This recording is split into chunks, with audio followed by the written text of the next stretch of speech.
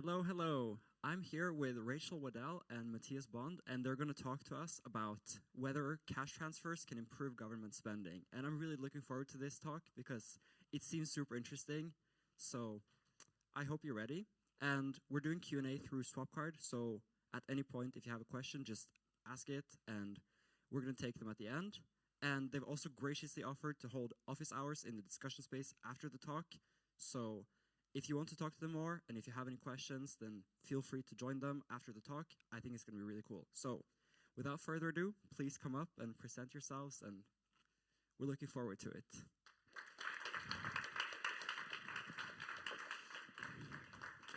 Hi everyone, thank you so much for showing up on this Saturday afternoon. I hope you've all had some great fika and are ready for some hopefully interesting talk and conversation on the question, can cash transfers improve government aid spending? My name is Mathias Bonde. I'm the director of the Center for Effective Aid Policy. Our mission is to make sure that development aid saves and improves the most lives possible. Here with me is Rachel Waddell, and Rachel, maybe you can introduce yourself too. Great, thank you. Hi all, some of you have heard me speak already today, so apologies. Hopefully it's something new and not too repetitive.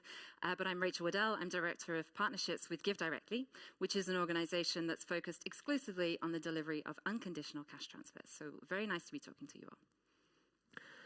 So before we begin, maybe we can just briefly introduce what we'll be talking about today. First, we'll try to figure out what does cash achieve? Should we be excited about it? We'll talk a bit about what governments are currently up to, whether it's maybe more effective or less effective than cash transfers. And finally, what it will require to get governments to adopt some of these practices that we'll be discussing today. Governments spend $180 billion every year on development aid. This is 1/4 of all charitable giving worldwide. And so what this money is spent on is incredibly important. The possibility to do good with this money is incredibly high. And so we should be very critical. We should think very carefully, make sure that we get the most value for the money we spend. And Rachel, take it away. Great, thank you. Okay, so as the director with GiveDirectly, focusing exclusively on cash transfers, you will not be surprised to hear that my answer to this question as to whether cash transfers can improve aid spending is a resounding yes.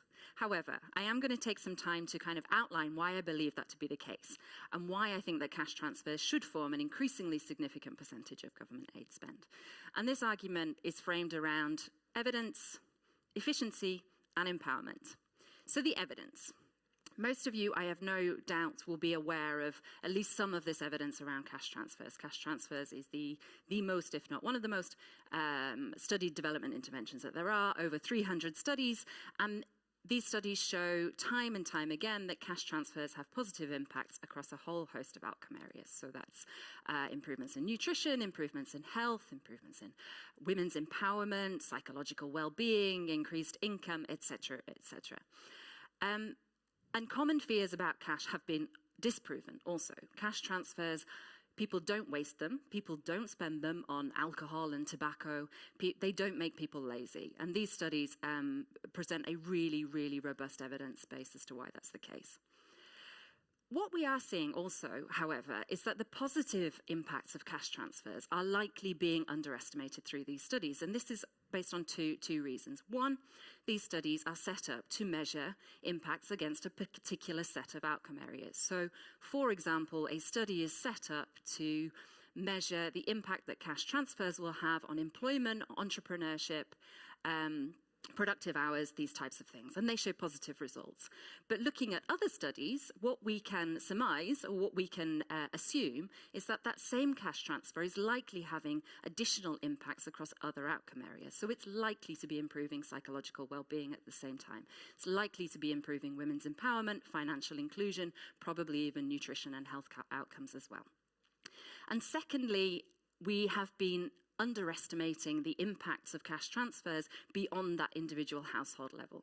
So a study that was run fairly recently on one of GiveDirectly's programs in Kenya, it looked at the local economic impact of cash transfers. So we gave $1,000 cash transfers to 10,000 people in Kenya.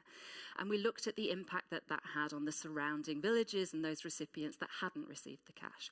And what we found is that $1,000 were translating into $2,500 of local economic impact. Perhaps no surprise, because people are spending that money in their local communities and they're investing in their local communities. The second case for cash is around efficiency. Again, many of you will know this and have seen this graph many, many times. But cash is efficient. And this chart shows the annual efficiency rates for GiveDirectly. That is the percentage of every single dollar that goes into GiveDirectly that is delivered directly into the hands of intended recipients. And as you can see, this tracks consistently between 80-90% mark. In 2021, we ended the year with an overall efficiency rate of 89%. And these numbers are really remarkable, in particular when contrasted with those of other traditional interventions, on which hundreds of millions, even billions of dollars have been spent over the years, often with limited or unproven impact. So take, for example, a program across 7 countries that gave cows to the ultra-poor. So researchers found that 1/3 of all of those recipients of cows sold the cows in order to get the cash to buy what they actually needed. And even worse, they found that the cost of sending those cows, so the overhead cost, was equivalent to the cost of the cow itself. And this also links to a critical point around scalability. So there are other highly impactful interventions on a smaller scale. A number of these find challenges when they look to take this to a much, much larger scale.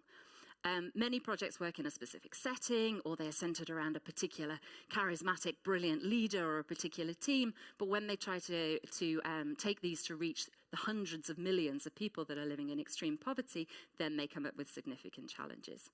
COVID-19, to a large degree, sort of brought to the fore the case for cash in a scale context. So almost every country around the world started a cash transfer program during COVID-19, showing this recognition that actually in those situations, cash transfers can meet the needs of a really, really broad and diverse population. And last but definitely not least is around empowerment. So cash respects individual choice. It empowers recipients to make their own decisions, to meet their own specific needs, and to respond to their own skills and their own motivations. And if we take a step back here to the basics and think, what is it that government donors are trying to do? They're looking for ways that they can help. They're looking for ways that they can address extreme poverty, or improve nutrition, or improve health, or improve education, etc., improve life expectancy. However, in this donor-recipient transaction, we really need to pause on who is deciding what is needed most. Who decides whether education, health, shelter, meeting an emergency need or responding to a shock is the most important priority and the most important outcome for that family. What we see through our programs in GiveDirectly is the real importance of this recipient choice. So this slide shows just some of the things that some of our recipients have been spending their cash transfer on. And this is, they are targeting the cash transfer to address those particular challenges or blockers that are keeping them in persistent poverty, so that are keeping them in this poverty trap. And that can be very diverse. It could be an illness or a health concern. It could be lack of capital to start a business or to grow a business. It could be lack of education for their children, etc., etc. And no other intervention is able to do this at the same scale as unconditional cash transfers. Despite this case for cash, almost all of the aid funding currently internationally is not going to direct cash transfers. It's going to programs that is designed by donors on behalf of recipients, some of which are highly effective, highly impactful, and highly proven, a lot of which are not. These numbers I'll be honest, they're difficult to get, which tells its own story. Just under 20% of humanitarian aid is going in cash transfers, but development spend is pretty poorly tracked. Our best estimate is that this is below 2% of overseas development assistance. And this comes from some of the governments that we know have been kind of front runners on this, publishing that they are spending less than 2% or about 2%. Let me hand over to Mathias to talk more on why this is the case, what governments can be doing to increase this. Yeah, so aid projects. You can clap. So aid projects, the general trend when we started analyzing different government aid spends is that they vary largely not only in scope but also quality. The case for cash is pretty solid, but what we as an organization were interested in to see, well, is the case for current aid projects maybe even better? Whereas in order to recommend cash, we need to know what are we comparing cash against. And development agencies have thousands of different projects. Some of these projects are bilateral projects where the development agency itself might try to implement projects in certain donor countries. It might be multilaterally spent where the government facilitates aid projects through organizations such as the United Nations, the Global Fund, the Gavi Vaccine Alliance, other organizations as well. And all of these projects are quite hard to map out. And so what is bound to happen is that some of these projects are going to be very effective and some of these projects are going to be less so. Moreover, governments spend aid budgets with many competing priorities. Governments in the ODA budgets want to further democracy. We want to ensure that women and girls have the same rights everywhere across the world. They want to ensure that everyone has the right to a good and long education. They want to ensure that everybody grows up healthy and ideally happy as well. And so how should one balance these competing priorities? Within the effective altruism community, many different organizations have different answers to this. And what we see is that all different governments will also have different answers to what they think we should prioritize. And so whether cash is a good spend or not a good spend, well, that comes down to these priorities. And so let's look at some of the projects that governments are currently spending money on to show you that actually there are quite a few things that we should be excited about. Much of aid spending is actually highly cost effective. Gavi, the Vaccine Alliance, a multilateral organization receiving billions of dollars of official development assistance, are spending the money on life-saving vaccines that are incredibly cost-effective. They spend it on ensuring that developing nations also are pandemically prepared, something that many in this community also care quite a bit about. USAID's PEPFAR program, rolled out at the heights of the AIDS emergency, funded necessary HIV prevention and treatment, and it's estimated that it's saved around 20 to 25 million lives since the rollout of this program, at the cost of some $100 billion. This is a cost effectiveness naively calculated around GiveWell's very best charities, but at a scale far beyond what any GiveWell charity has been able to fund. The Global Fund, they spend the money on tuberculosis treatment and prevention, malaria treatment, mosquito nets, some of the things that GiveWell recommend as well, HIV treatments. Many organizations are doing incredibly cost-effective work that save lives and they are funded through development aid. Generally, one has to remember that when GiveWell, for example, recommend charities, the question they are asking is, what does the most good on the margin? I.e., where can a person who donates do the most good? Where can a single charity do the most good? But this is not necessarily the constraint that every government faces. Governments can do many more things that single charities can't. They can ask the question, how do we build an entire healthcare system in a country? How do we transform a country from being an autocracy to a democracy? And many of these things potentially can be more impactful than what GiveWell can do. So there's room for optimism. There's room to think that maybe actually governments can hope to do better than what any individual can.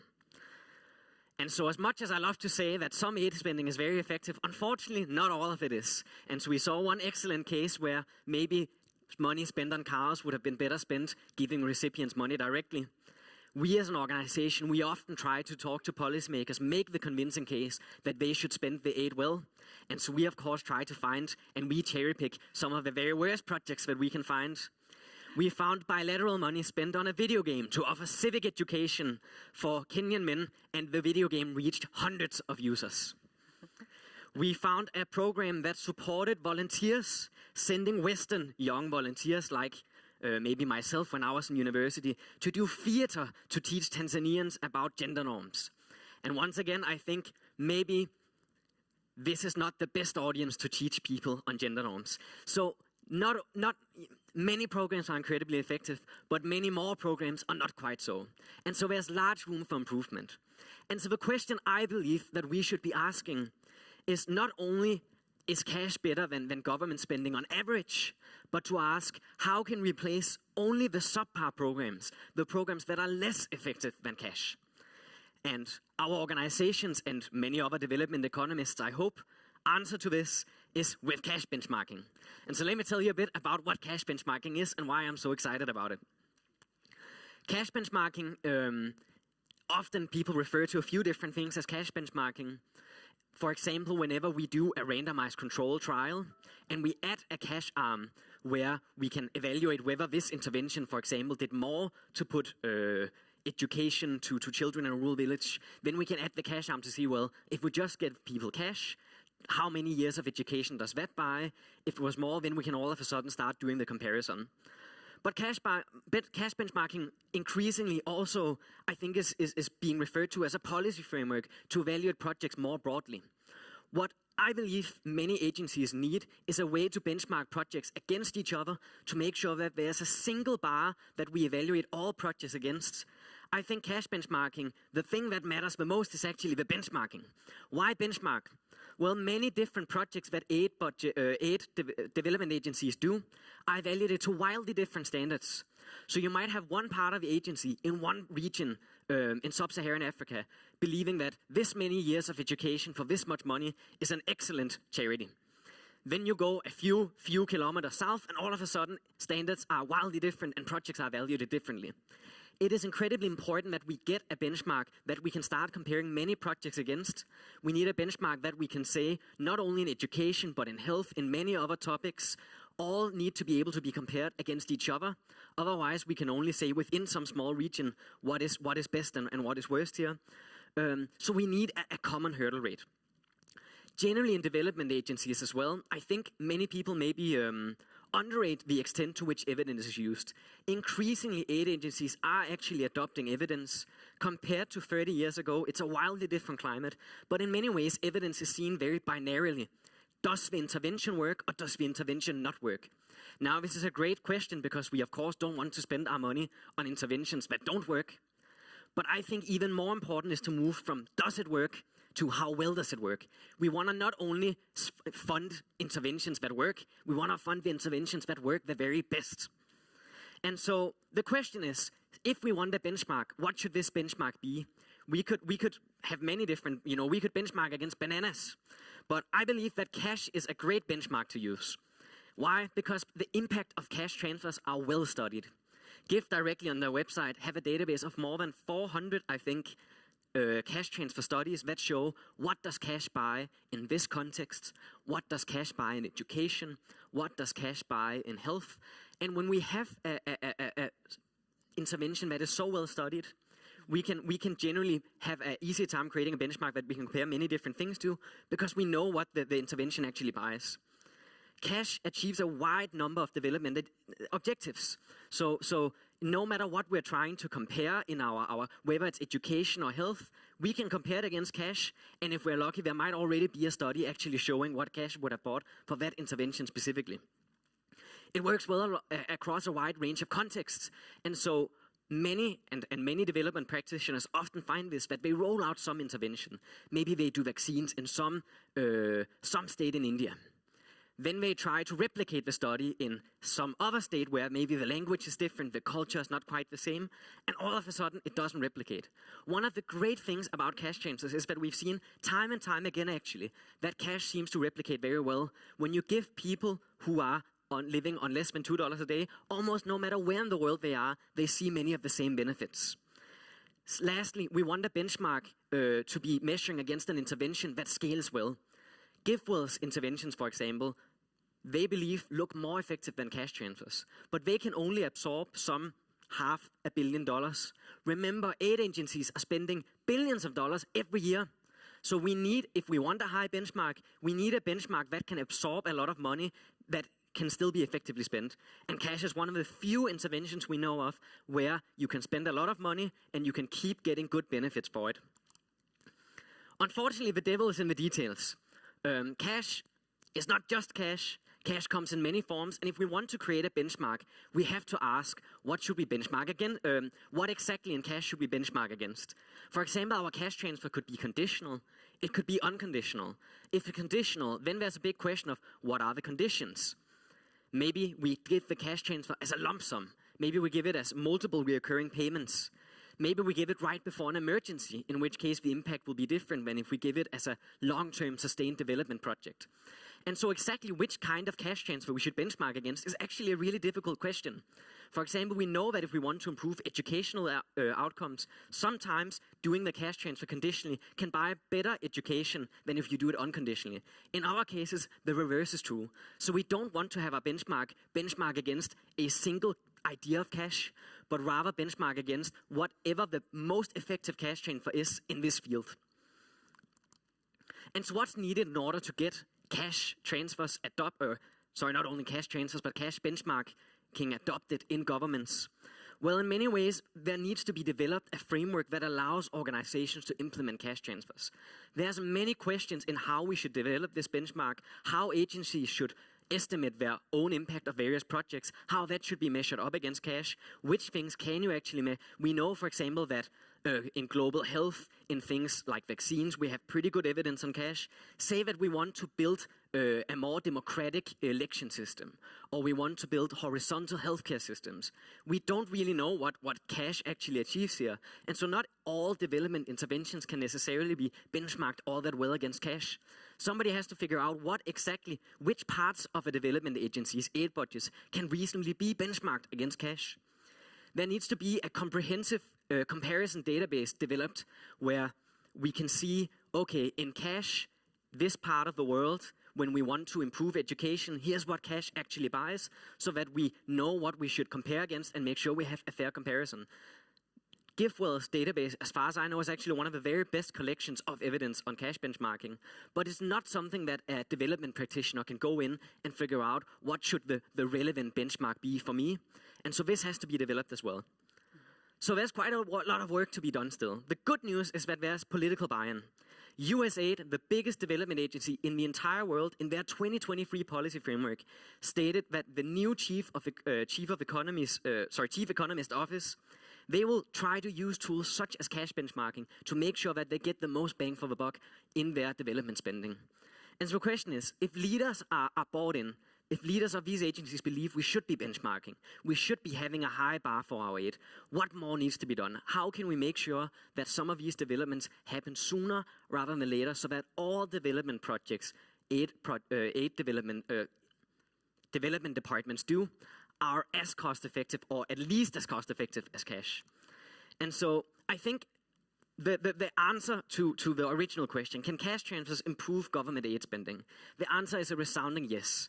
Not only is cash a way to scalably transform the lives of those who live in extreme poverty, but it's also a way to make sure that every single project an aid department carries out is at least as good as cash. And so cash is this excellent way not only to help people, but to make sure that we help people the most with the money we do spend. So the question then becomes, how can we get governments to adopt this? What are maybe some of the barriers? If leadership in certain agencies are already bought in, what really are the hold-ups? Why is this not happening already? Why couldn't we go do all of this tomorrow? And so I think it's possible. I think we have to put in an effort. But in that case, we can get governments to adopt cash, not only as direct transfers, but as benchmarks too. But Rachel, I know that you have, of course, talked to many policymakers trying to make them see the benefits of cash. What are some of the maybe hurdles that you have faced? Mm-hmm. Mm-hmm. So one of the first ones that's up here is that is the public perception. So we're talking increasingly to governments who are well aware of this evidence around cash. They're very interested in the cash benchmarking idea. They're concerned, to be honest. We talk to people who feel disillusioned or a bit sort of depressed at the current effectiveness of a number of their interventions. They want to do something more, and so they're looking into cash and cash benchmarking as a potential solution for that. However, so often when we're having these conversations, this issue comes up about, well, what are the public going to think? What are the public going to think about us giving millions, hundreds of millions of dollars in cash transfers elsewhere, there is still a sort of psychological, cultural block, I think, around handing out cash transfers. In the UK, there have been some time ago now, admittedly, but there have been some pretty negative media reports where the UK government had tried to do this previously. And so we know that that's front of mind for a number of governments. Now, this takes us to a sort of conversation around a broader public campaign. I mentioned COVID earlier, and the kind of the prevalence of cash transfer programs within COVID. And I think this has gone some way to shifting public attitudes, to kind of normalizing cash transfers as a way of helping significant numbers of people in poverty or struggling with shocks in a kind of social protection sense. But that's clearly one of the areas that we really need to, as a sector, do a lot of work on to kind of share the message around cash. Then broad coordination is needed. Mathias spoke about buy-in at some of the highest political levels, including in USAID. We know that the Norwegian government have spoken openly and very progressively around their thinking on whether a higher percentage of their aid spend could go towards cash transfers. So things are beginning to happen. However, we also know that there needs to be buy-in at all levels of government. So this needs to happen in the country offices who are allocating their budget spends at a kind of program level, right the way up to those who are leading departments across in headquarters. It's also worth sort of reflecting on the organizations that we're talking about a bit. And this isn't to say that governments can't adopt cash or can't adopt cash benchmarking, but I think we need to be realistic that this takes time. These are huge, huge government organizations that have been operating for decades and decades, and they're structured very much still around particular thematic areas or particular sectors. You'll have a department that's looking at nutrition and health, and you'll have a department that's focusing on gender. And trying to get these coordinated across governments is a really, really huge effort. And we see this time and time again, that even that evidence that is increasingly well known takes substantial time to actually follow through into the kind of grant allocation program sign-off position, because these things take an awful long time to get through the systems. Just some of the thoughts on that. So fortunately, we believe that progress is possible. If we can coordinate all of these different actors, we can improve the quality of aid. So both GiveDirectly and my organization are, of course, hiring. So if you're interested, come work for us. Let us spread the gospel at your aid agency. So, of course, we love to get these ideas out to people who are making decisions regarding how to spend aid. We'd love to talk to them as well. So don't hesitate to reach out to us. The goal of a conference like this is to have an impact, as great as it is to talk and discuss. What matters is action. Let's make sure that development agencies become as good as they possibly can be. And hopefully, in a few years, when we look back, development agencies everywhere are benchmarking against cash. They're giving cash. They're helping the poorest in the very best ways possible. Thank you very much.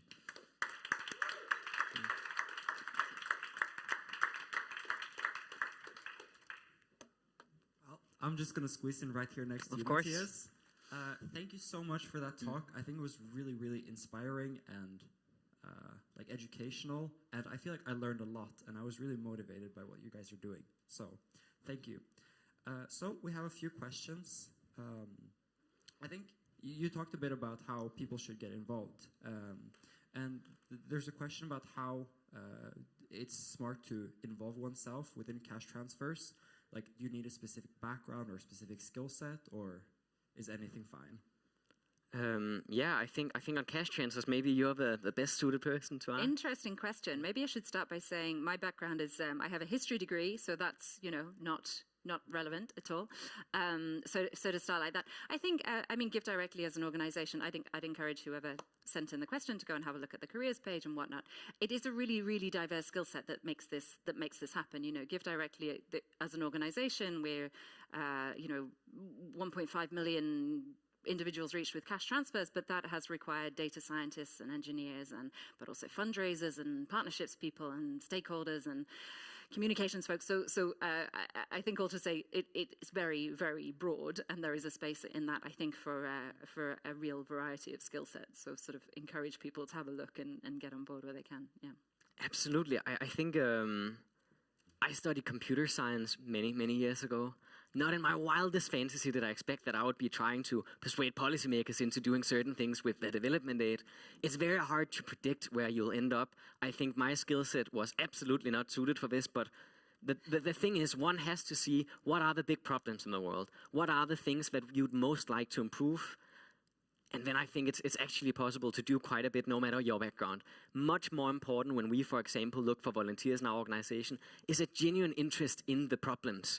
Genuinely caring about solving them can get you much, much further than an extra year of correct education. So if you are passionate about it, absolutely just believe that you're capable of creating change, because most likely by being at this conference, you are capable of creating that change.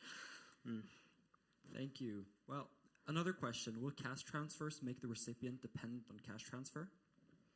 Another one here. So the evidence around this suggests no. I know it's one of the common fears around cash transfers, and the studies that have been done on universal basic income pilots or lump sum cash transfers, and these studies show that no, people don't work less. In fact, productive hours go up. People work more. That it's one of the common fears that just isn't borne out in the evidence. Okay, thank you. A benchmark is obviously useful, but won't you often have a situation where the intervention you're benchmarking against cash transfers, say improving political institutions, is close to impossible to assess, so that you don't have a clear figure to compare to cash transfers? Yeah, I think that's an excellent point, and basically true. I think in the long run, there probably are ways to benchmark and estimate everything. I think in many ways the effective altruist motto is that we should try to quantify everything and act based on it. But in many ways, the goal right now should not be to measure everything against cash. It should be find the things that are most readily available to be benchmarked against cash. Start with that, and then I think there's a lot of very difficult work ahead, a lot of difficult RCTs to create that will allow us to maybe start benchmarking some of the more difficult cases. But absolutely, I would not start with these horizontal approaches with the This is not something we really know what cash achieves in yet. How can cash transfer programs be adapted to better assess the unique needs of specific populations, such as refugees and people living in conflict zones?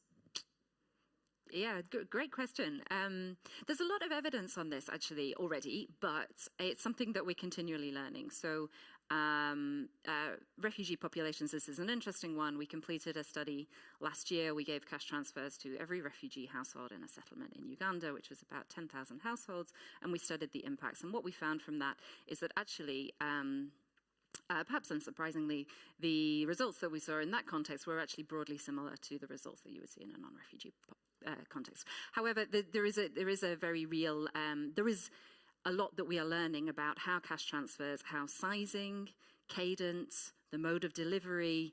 GiveDirectly focuses on unconditionality, but we do look at whether you could add a nudge to a cash transfer, or whether you could time it. For example, Mathias spoke about education earlier, but there's evidence to suggest that if you time those transfers with the school semesters, then you get better education rates. So we are learning more and more about that all the time. There's quite a lot of evidence out there on how you design cash transfer programs for a particular outcome, but there's certainly more we can do. Yeah. Okay.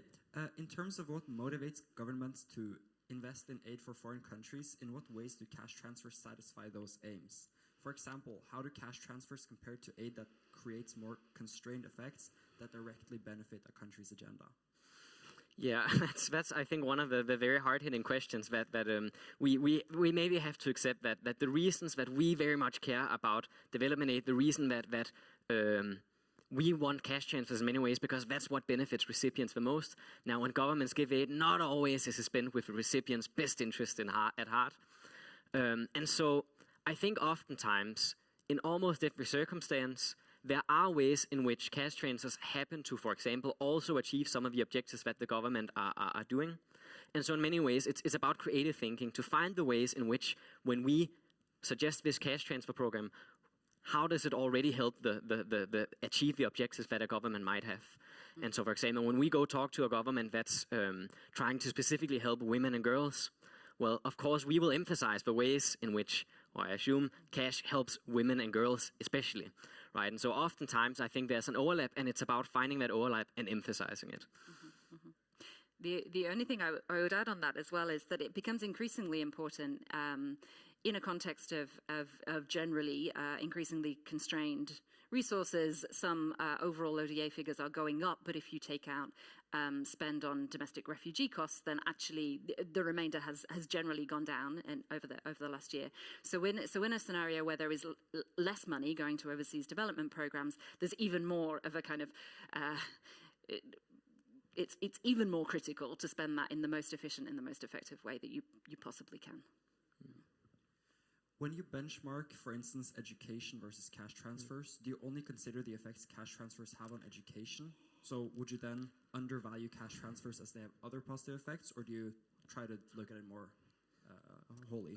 Yeah, holistic. I think that's a great question, and I think the answer to that is that most likely, if you do the cash benchmark in the naive way, you would underrate it. I think, fortunately, many projects are not quite at a level where even on a single metric they can compete against cash. And so, in the long run, should our benchmark take into account the fact that cash not only achieves the single objective our intervention might be, but also many other things? Absolutely. In the very beginning stages of getting this benchmark, we don't want to set a hurdle rate that's much too high. That will create much too, I think, chaos, much too much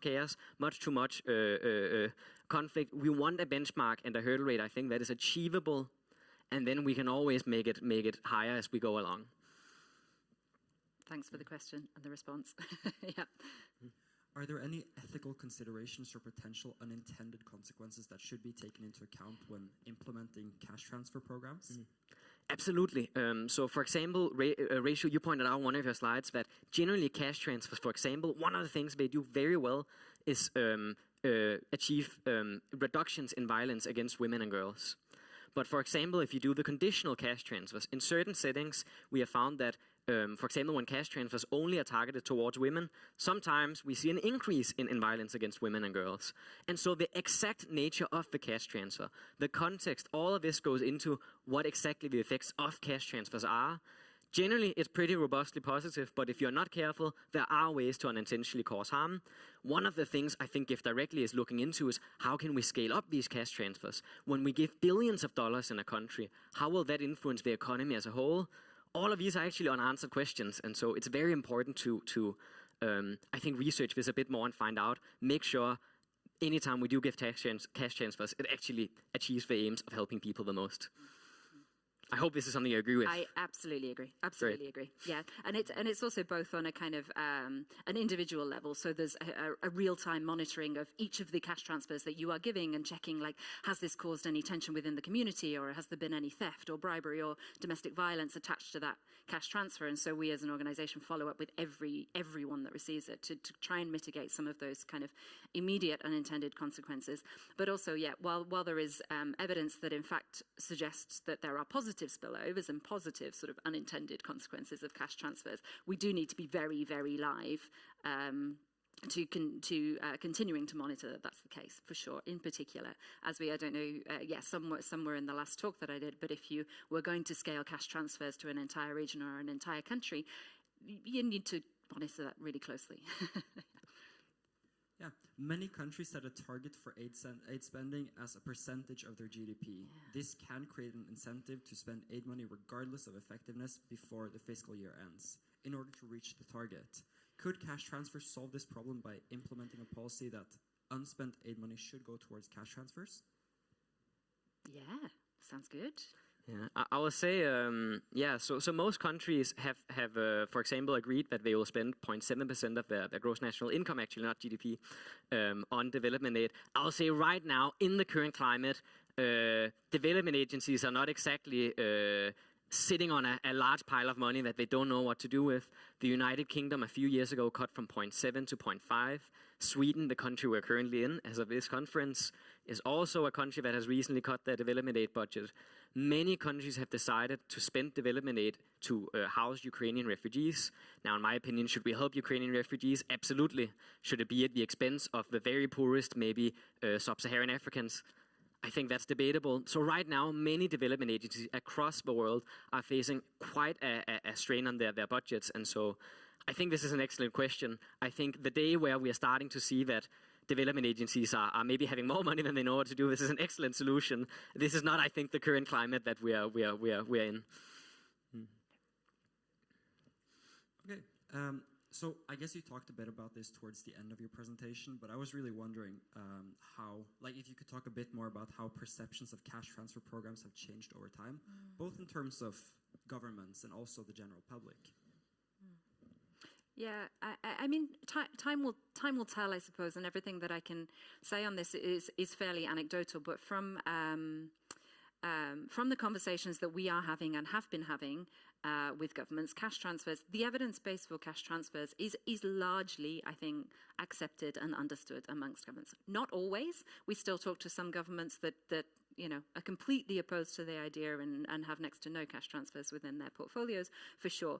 But generally, we're speaking to people who are aware of it, but they're also painfully aware of the kind of challenges and blockers, and I suppose not sufficiently convinced to be shifting substantial chunks of their current spending across to cash. In terms of public perceptions, I think it's hard to gauge. Anecdotally, again, from talking to those governments, it's certainly something that people are concerned about. Now, my hypothesis is that COVID has to some degree normalized this and brought it onto the public agenda. We're seeing GiveDirectly is now delivering huge cash transfer programs within the US, which just wasn't something that we were doing before. And part of the reason this has been really beneficial is that it has given us this big media profile. Cash is now in the news fairly frequently in the US, and it's bringing things out into public debate. So I believe that will be translating into a shift in public attitudes. However, in absence of some sort of survey, I don't know. But I think that the trend is going in a direction of greater understanding and greater acceptability. Yeah, I mean, I think this has been an absolutely wonderful talk. I remember I was sitting in the audience and I had these questions, and then you guys just answered them. So it was really cool to see how well prepared you were, and you were anticipating the questions even before I was thinking about them. So I think this has helped me understand a lot about cash transfers and GiveDirectly as well as your work, and I'm assuming that it's the same for you guys. So I just want to give a last huge applause to them. I think it's amazing that you're coming here and talking to us.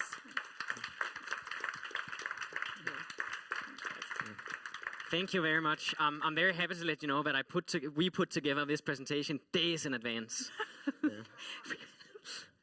Yeah, so again, office hours are going to be hosted in the discussion spaces in roughly 14 minutes. So, I mean, I'm assuming you guys are open to discuss with attendees if they have any specific questions. Sure. And if you have any questions you don't want to ask now, but later, I'm guessing you can just message them through Swapcard.